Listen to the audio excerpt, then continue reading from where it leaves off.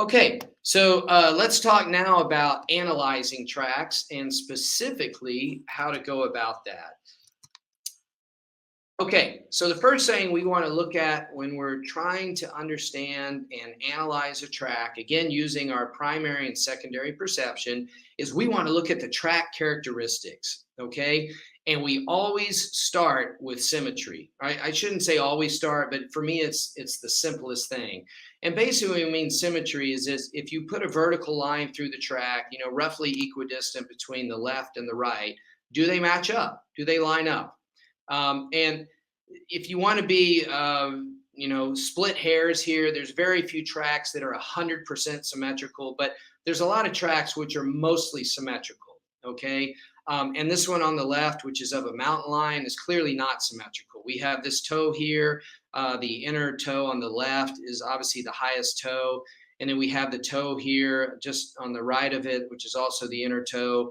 Obviously, that's much shorter, and just the whole thing is, not symmetrical. Contrast that over here to this coyote track, and I draw a line straight down through it. It's almost perfectly symmetrical. It might be a couple of small differences, but we can see the left and right really match up. Okay, so that's the first thing we want to look for. And then the next thing is we want to look at the number of toes. Okay, so that almost immediately, particularly if you get a good register of a track and deep substrate, that tells you so much. And again, you can rule out so many different species on this. So, first thing we do after we look at symmetry, we just go and count toes. And sometimes toes don't register very well. Okay, but we can see here on this one that these all registered very cleanly. Okay, on this one on the right, the same thing. So we've got 5 toes on the left versus 2 toes on the right. Now this happens to be a deer, and so these dew claws registered, but they usually don't register.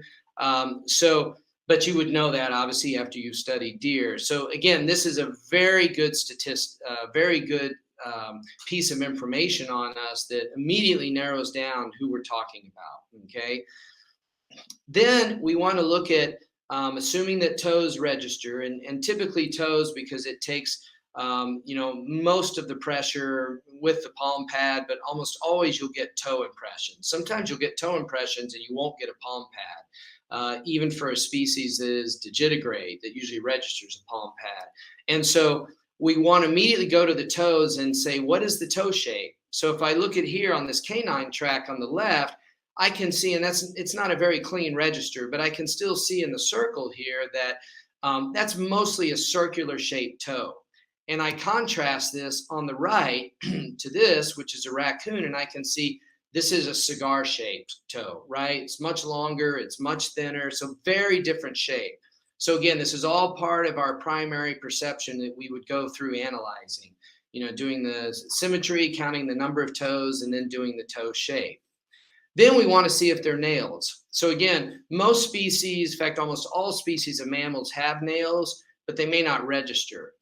Typically animals who are diggers, they usually will register nails, not always, but they're much more likely to. And ones who are not, or in the case of felines that have retractable claws, you may not see any nails, almost never. Okay, so on the left here, on this squirrel, we can see a nail mark clearly here. In fact, we can see several of them.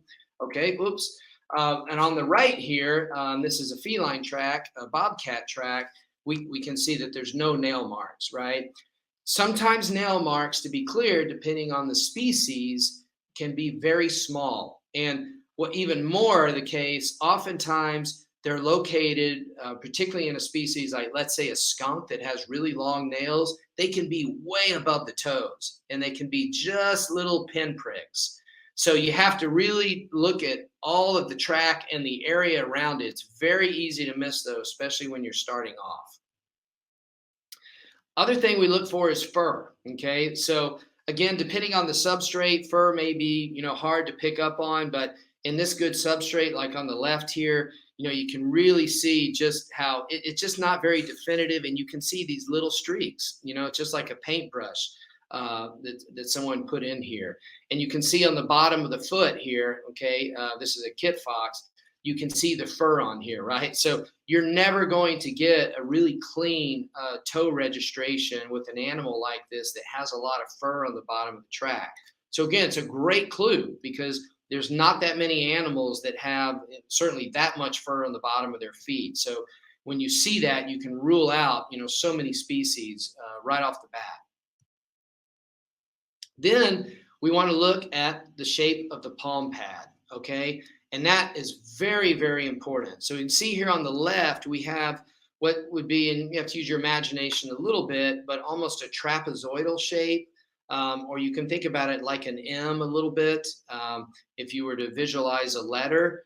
Versus on the right, we can see here, and we actually have, this may not have been the best example, but we have a heel pad showing below it. They kind of merge together, but we can see a very different shape, sort of a kind of a oblong, sort of a shape like a rock, like a river rock. Okay. So very different. So again, that's very telling. And some of the shapes of these are very distinctive in terms they may be wider on one side of the track than on the other side of track. So you can learn a lot about this. And again, this is all, I discuss this in the lectures, and we're going to go through this in the course. And you'll also see this in the field guide. So again, all part of your primary perception that you want to go through. Then, of course, we want to look at heel pads if they register. So again, on the left here, we've got a canine, which left a print. In this case, a fox, and there's no heel pads that show. And here on the right, on the squirrel, we can clearly see heel pads here, which show in the back of this track below the palm pad. Again, just very good information that immediately rules out a lot of species. So a big part of tracking, I have a friend of mine when he also teaches some classes, the first thing he puts up is a slide of Sherlock Holmes, right? Because you really are a detective. Again, I spoke earlier about clues. And so we're just looking for as many clues as possible, and not just to get to the actual species, although a lot of times you can jump, but initially a lot of times it's to rule out species. And so this is a great way to do it, by looking for this kind of information like these heel pads registering here. Okay, and then finally, I spoke about this earlier, this idea of negative space, okay? So we can see here on this track here, between the toes and the palm pad, look how much negative space there is here, meaning that nothing registered. It's just the bare ground the way it was before the animal walked there, okay? Lots of space here. Between the toes themselves, there's space, and there's actually a shape to it. So you can think of this as a hump, or what they refer to in the tracking field guides is a C shape, okay?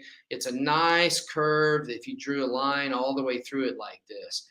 Contrast this with the track on the right, and that's a feline on the left.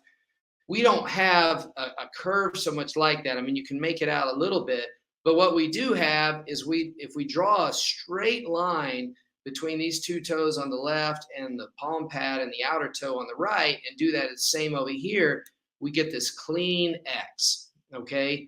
And so because it's a very tight track, these toes are close together. So this negative space, again, is another great clue. Certain species, like canines, will have an X consistently, or maybe a little more of an H sometime. Maybe right here, you may have a little bit of a straight line before it hooks off here. Whereas in felines, again, you have this C shape.